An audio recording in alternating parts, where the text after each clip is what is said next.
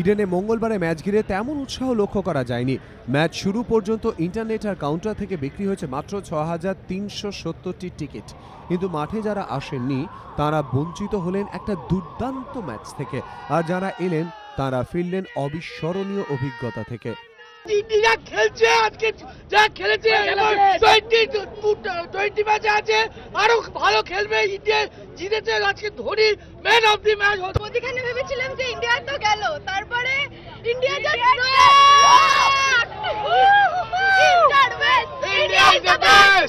ইরানে পরিচিত ভিড় চোখে না পড়লেও মাঠের পরিবেশ দেখে প্রশংসা করেছেন ইংল্যান্ডের সমর্থকরাও।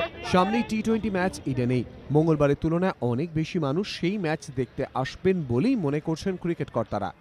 একটা জিত ওইভাবে একতরফা তাদের এক্সপোজ করলো ইন্ডিয়ান টিম, যে কার কি স্ট্রেংথ, এরপরে আর না ভালো লাগার কি আছে। যে গাদা বলে থাকে তার দেখতে হবে যে ওর আইকিউটা কতটা।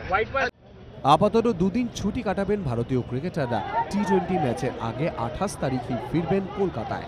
কুন্তল চক্রবর্তী, জয়িতা রক্ষিত ও সোহম ঘোষের রিপোর্ট, স্টার আনন্দ, কলকাতা।